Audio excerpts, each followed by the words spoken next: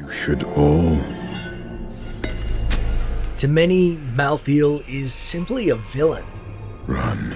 Having seemingly gone insane due to the loss of the World Stone and abandoning the high heavens, Malthael.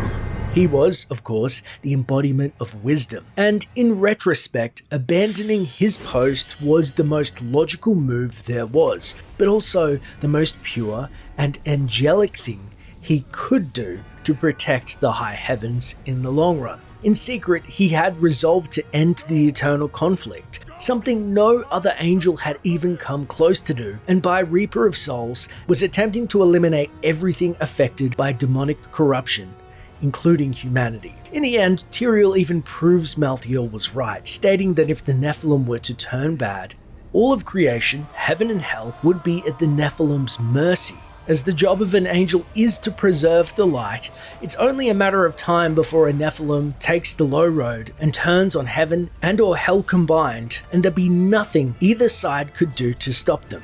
Which is why I believe Malthael saw the only option to him was to turn his back on heaven and become the angel of death. The Nephilim will stop you. No one can stop death.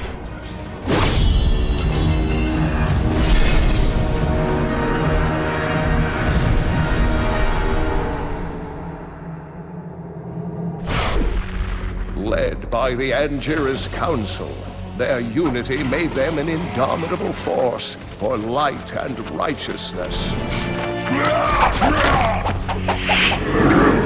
Malthael, Archangel of Wisdom.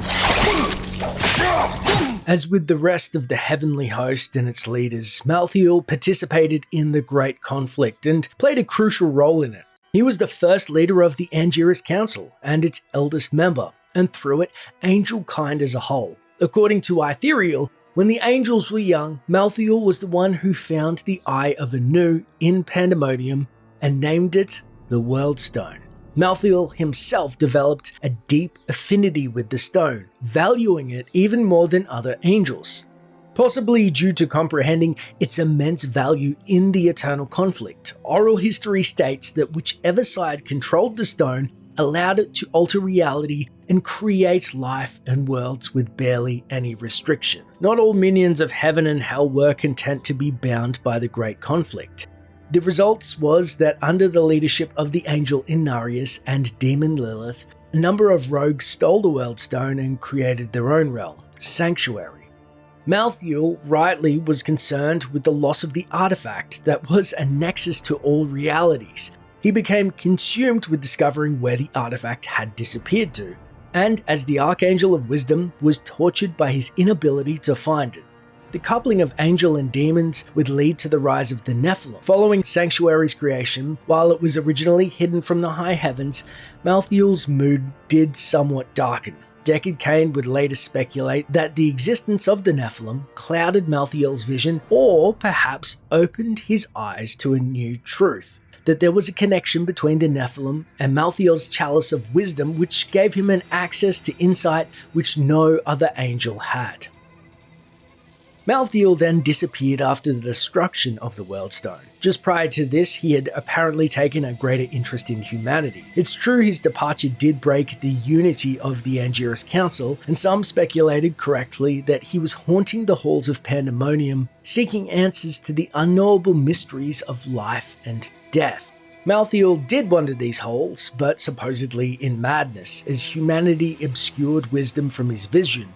Adria the Witch speculated that Malthael knew that Tyrael was responsible for the World Stone's destruction at the culmination of Diablo II, and he knew he'd been forced to carry out the action he did. Perhaps in his last gasp of wisdom, Malthael had realized that no matter what angels did, hell would always find a way to control humanity. That the Angira's Council's quest to preserve order was doomed to fail, and thus he abandoned it.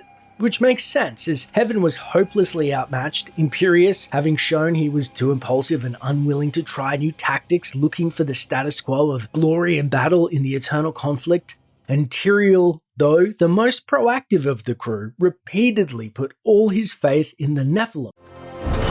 Tyrael, The ancient law of the high heaven strictly forbids us from interfering with the mortal world. Yet you have done so, brazenly. All I am guilty of, Imperius, is bringing justice, while you hide, cowering behind your throne. Silence!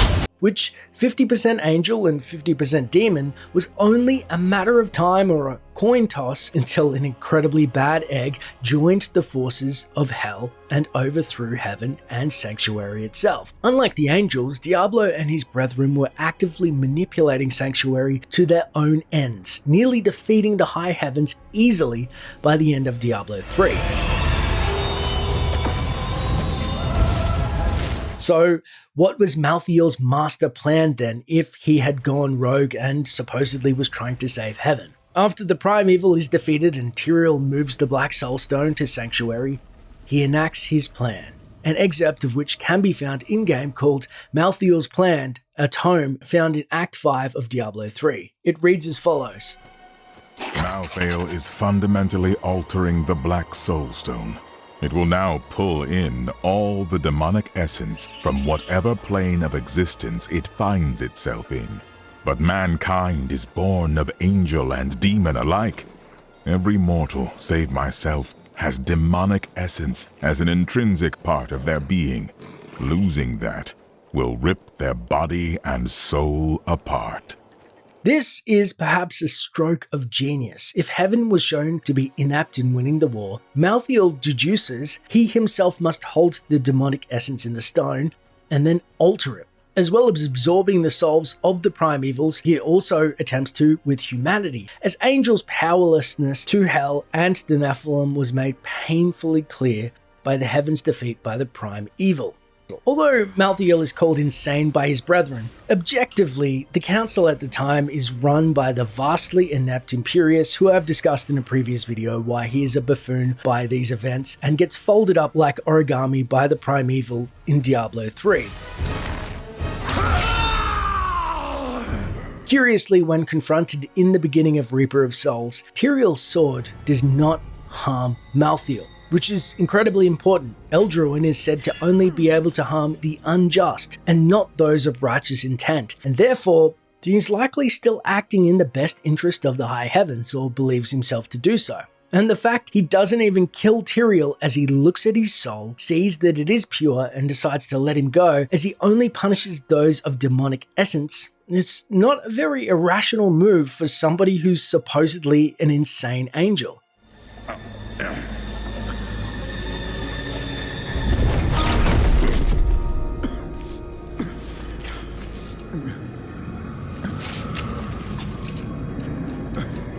The Nephilim will stop you.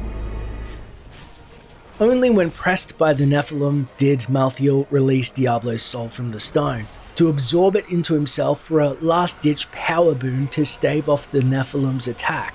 But nevertheless, the angel and primeval essence was not enough to ensure victory, further proving that the Nephilim, now at an absurd power level, left unchecked are a real danger to all of existence. Again, expressed by Tyrael himself at the culmination of Reaper of Souls, as Malthael falls, bursting free all the trapped souls which had helped him power up and again enact his plan to contain evil, one of which was Diablo and the greater evils. Thus, by saving humanity, the Nephilim have loosed the primevals onto the world again, losing the oldest and arguably the most adept of angels, Malthael, in its wake. But it's hard to say, would Malthael have ended the eternal conflict single-handedly if it wasn't for the Nephilim? Will the Nephilim in time turn on a woefully underprepared high heavens? Or will they always serve their greater good? It seems, being half angel and half demon, humans like Adria the Witch have shown their propensity for evil to be great and to be feared. But what do you think? Is Malthael a low-key genius compared to the rest of the council, or just another renegade angel who got checked for stepping to the unbridled power of the Nephilim? Or are the Nephilim just too powerful? Something I will cover in an upcoming video. Let me know in the comments below, and until next time, traveler.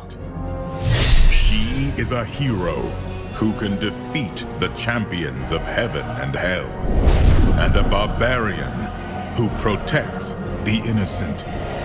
But within her beats A mortal heart that will one day be tempted to corruption. On that day, will she have the strength to resist? Or will she be our